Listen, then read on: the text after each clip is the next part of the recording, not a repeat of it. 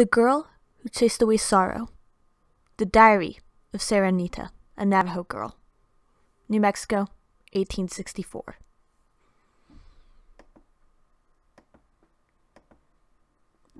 Written by Anne Turner.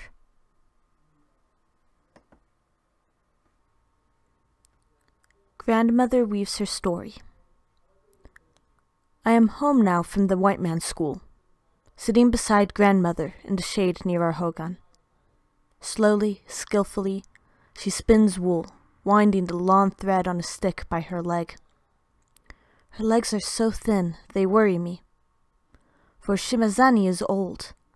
Soon her bones will be buried in the land of our ancestors. My granddaughter, this summer I want to tell you all that happened during the long walk, so you can write it down in the book that the white teacher gave to you. You know some things, but not all. How the soldiers burned our crops and drove away our animals, making us starve. When they came looking for us, we had no choice but to go with them. To Fort Sumner, I add. Her eyes are half closed, remembering. She reminds me that our people called the fort Huelde, a place of suffering in the starving times. Grandmother tells me she can remember the journey because she gave names to everything that happened. The day of the burning, for when the soldiers came, and Silvercoat finds water, for when her dog found a stream. I will tell it to you so you will be there with me. I will weave the story into you like a spun thread to make you strong. For when we remember, we are strong. Grandmother's story begins in the time of the parting of the seasons. I write down that the month is what the white men call October, and the year is 1864.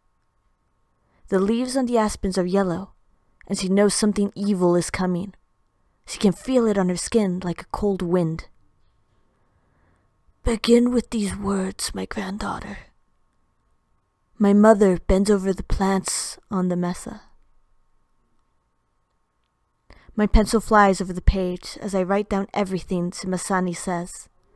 I only hope that this book is big enough for all the things she will tell me. Signed, Sarah Nita's granddaughter. New Mexico, 1864. Mother tells me about Spider-Woman. My mother bends over the plants near the red mesa. The sun is bright and her shadow long.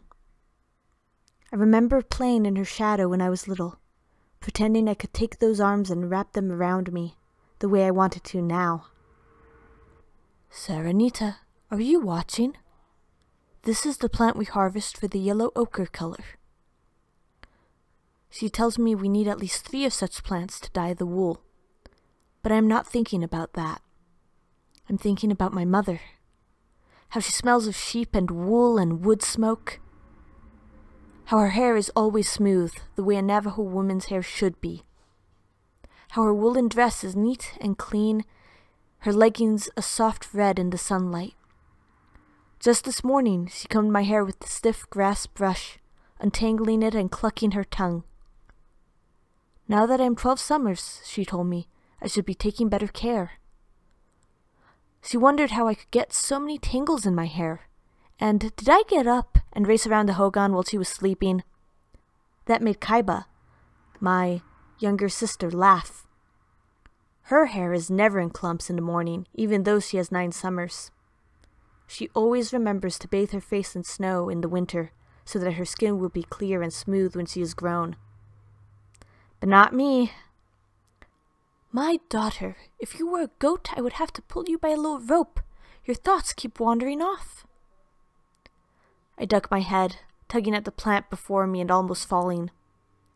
If my mother asks me why my thoughts are like goats wandering about the mesa, I will have to tell her. It is the bad news that Traveler brought, about the Bilagana, the white men, and how they are doing such strange and terrible things to our people. Burning our crops and hogans, rounding up our people like animals and driving them away to some far place. My daughter. Mother's voice is gentle but firm. I say that if she will tell me a story while we are collecting plants, then I can listen better. I love her stories. When I listen, I feel I am sitting on a rug with bright colors beneath, with all the patterns clear and beautiful. And so she begins the story of one of our holy people who gave us weaving. Once, long ago, Spider-Woman saw how the poor people were naked and shivering, with no clothes to keep them warm, no rugs to lie on or lie under at night. She wondered if it would not be a good idea to help those sad humans to be happier. And to be warmer, I interrupt. Then I clap my hand to my mouth. My mother walks on to another plant, twisting it easily out of the earth. So, Spider-Woman taught women how to card and spin wool, how to weave rugs of soft earth colors. She gave names to the spindle, every part of the loom, and told us always to spin toward the body, not away from it. That way the wool would be beautiful. But you know, my daughter, that you must always leave a little hole in your rugs. I know that must be so, for if I did not, my thoughts would get all tangled up in the rug, like my hair at night, and I would become crazy like someone with a dark wind inside of them. I didn't want that to happen. Then Kaiba calls to us from far away. She is a small figure in front of our hogans, and I am angry at her for interrupting us. I want to keep listening to my mother's words, to hear her talk about our holy people. Reluctantly, I gather up our plants and head for our hogans. One is mother's, and the other is my aunt's. Both have shade houses nearby, where we can keep cool on hot days. Beyond, I can see the fields where we harvest our corn, squash, pumpkins, and beans. Our brushwood corral is near the shade of some trees to keep our sheep and goats cool. I love walking home. I love how my moccasins make small hollows in the red dirt. I close my ears against fearful words. Kaiba and I helped Mother make the mutton stew that night. We put in some sagebrush leaves for flavoring, and I think I could almost eat the smell, it is so good. I helped Mother grind corn for tomorrow, working the smooth oval stone against the corn kernels, scooped in a broad rock. Back and forth, smoothly, smoothly. I never do anything smoothly. I'm full of rushes, starts, quick jumps. To be still is very hard for me. Mother tells me I'm like our brown and white goat who pokes her face through the hogan door, blinking at the darkness, curious and impatient. Kaiba steers the stew quietly, carefully. Father sits near the fire with the rug pulled down over the door opening. Now it is the time of the parting of the seasons. Nights are cool, the wind is cool. When my mother tells us to come to eat from the big pot, I sniff deeply. I know I could walk a day's journey just on that good scent. The grown-ups talk of corn, harvests, and the time of cold winds coming. I think we will always live like this, the way the holy people mean us to live. Planting pumpkins and squash, hunting deer in the hills, herding our sheep and goats. Nothing can change this. But Father speaks that terrible word again, the one I have heard too often lately, Bilagana. A man riding through today told me his crops were burned by the white men. He was all alone. We wonder at that. To be a Dene, a Navajo, alone, is like seeing one goose flying south. It would never happen. My mother wonders where he was going, but Father does not know for certain. He said some words about going farther west, where there would be no white men. Mother snorts and says there is no place left on earth without white men. They are like locusts settling everywhere. But Father reminds her that there is one safe place left, Tsei, the sacred canyon to the north. He has heard that some of our people are fleeing there to hide, and he has cousins there, family. We could go there too, my father says, if the soldiers, the men in blue, come for us. but he does not want to go there now, not with food stored for winter, not until he knows more about these men in blue. I put my hands over my ears. I do not want to be rude, but if I can just keep those words outside my head, they will not harm us. Words can hurt. Words can kill. They can cure sickness or they can bring sickness down on you. Don't you know that? I want to shout. If you talk about those bad white people, your words will pull them here.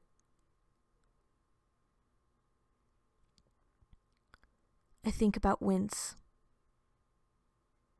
I wake in the darkness. Everything is black except for the faint line of moonshine around the door rug.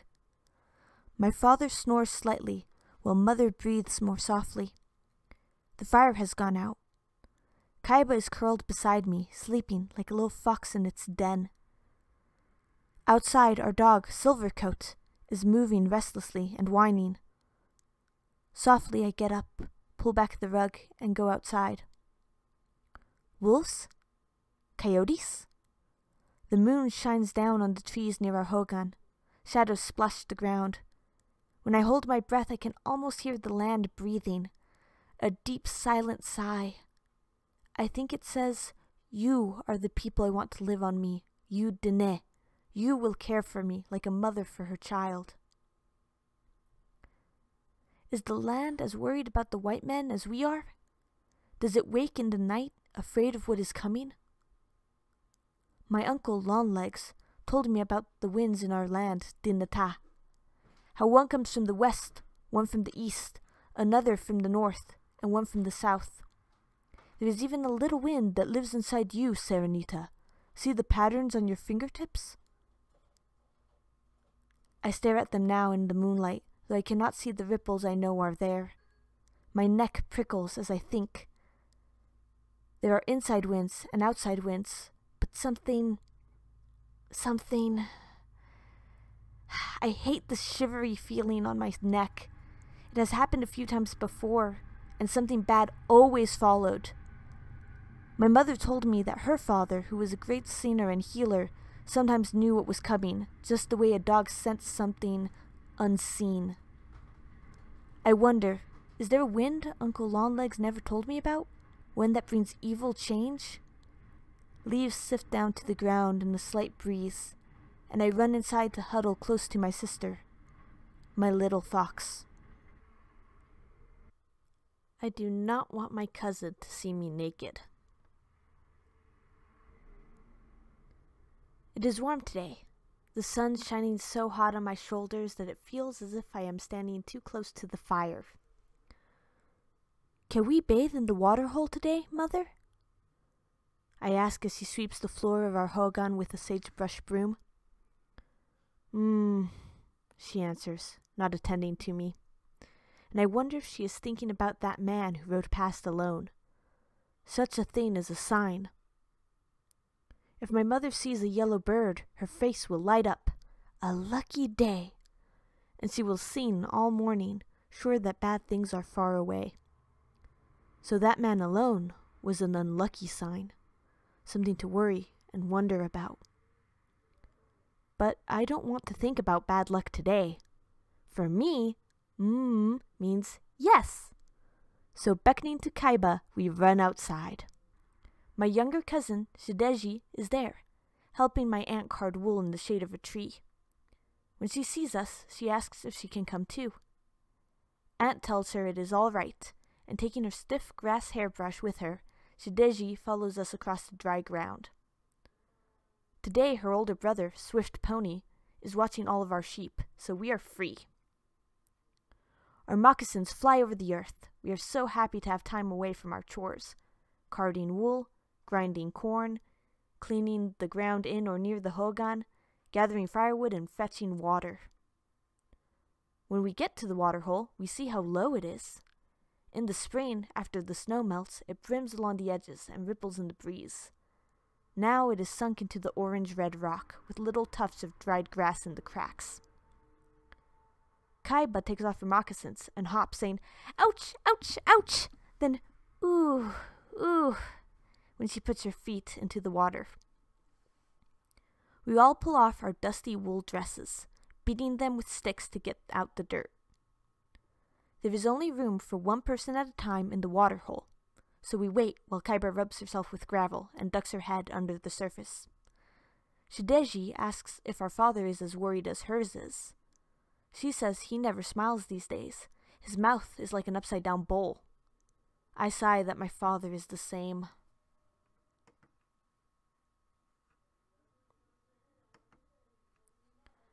So we make more noise than usual, splash higher than usual, giggle more than we would. And that is why we did not hear Swift Pony approaching from behind us. Aha! Naked girls in the sun! What a sight! He crows, clapping his hands. His sister throws a rock at him, and I pull on my dress before I am dry. Suddenly, I am shy with that boy I've known all my life, and I do not want him to see my skin, to see the strange things that are happening to my body. Where my chest once was flat, now there are 2 bumps sticking out. My mother says that soon boys will look at me differently, that in time I will become a woman and have the quinalda ceremony. That makes me shiver. I am not ready, not yet. I want things to stay the same and never change. But that cannot be. And I know I do not want Swift Pony to see me naked anymore. I tried to change my father's face. That night, when we cut open a pumpkin and roasted over the fire, I touched father's arm. I have always been proud of him, how tall and straight he is, like a tree, and how his dark eyes look straight into mine. I like his little jokes and how he teases me, pulling slightly on my hair, pretending to be a squirrel scampering up my arm, searching for nuts in my hair. But today he is not teasing me, and he is not smiling. How can I get him to smile? When I listen to my mother's stories, they make me feel that everything is right inside of me and outside. She tells me that I am like my grandfather, her father, who was a great storyteller. I do not know if she's right, but I do know that if I sit very quietly, sometimes a tale comes into my mind, like a bird flying into a hogan. Once, I begin, words and pictures floating into my head. There was a child who was called Worried Girl. Do you know why she was called that? Father looks down at me and touches my nose. Why, Nita? At least he is listening now, instead of frowning into the fire. She was named Worried Girl because every day when she woke up, she did not see the smiles of her mother and father anymore. Her aunts and uncles had faces with clouds in them. Even the sheep looked worried, and the bad goats who tried to run away. It made her face frown. It made her forehead pucker up. She said to herself, "How can I make this worry go away? I want a new name." She thought, and one night, when the moon was out, she heard an owl calling. "Grandfather Owl," she asked, "tell me, how can I drive the clouds from the faces of my aunts and uncles, of my father and mother?" Grandfather Owl hooted softly and beat his wings silently. But Worried Girl saw darkness moving in the trees, and he answered her. "A song can put happiness into a person. A story can take away sorrow." "Thank you, Grandfather Owl," the girl replied, and she hurried back to her hogan. In the morning, Worried Girl got up, swept the hogan, and ground the corn. Whatever she did, she sang as she did it. The songs were like golden leaves drifting in the wind. Her mother's face brightened, her father smiled, and though they did not smile all the time, Worried Girl learned that singing could push sorrow away, that telling stories could keep sadness outside the hogan. She earned a new name, the girl who chased away sorrow. Father sighs, pulling me close to his body. I can feel the heat coming out, and something like the dark stain of worry going away. Your name should be that. He does not say any more. We are quiet around the fire, but my mother's face is not so worried tonight, and Kaiba gives me a special look, almost the way I used to look at my grandfather when he told a story. I never understood how he could remember all those words, all those chants. That is the way she looked at me. We stuff bags with gold. All day we are harvesting corn, beating the dried ears with sticks and catching the kernels on sheepskins my mother spread out on the earth. It looks like gold lying in heaps on the animal skins, and my mother sings as she scoops up the kernels, putting them into sacks to keep for winter. I sing softly with her, happy to be in the sun, putting golden corn into bags.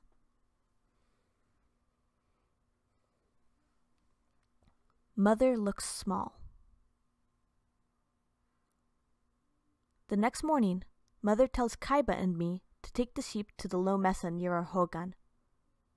Our family has decided that the sheep must be grazed as near to home as possible. They do not have to tell us why. We know. My sister grins at me, happy to be outside this day. In spite of everyone's worries about the bilagana. I thought I could get back at Swift Pony for sneaking up on us.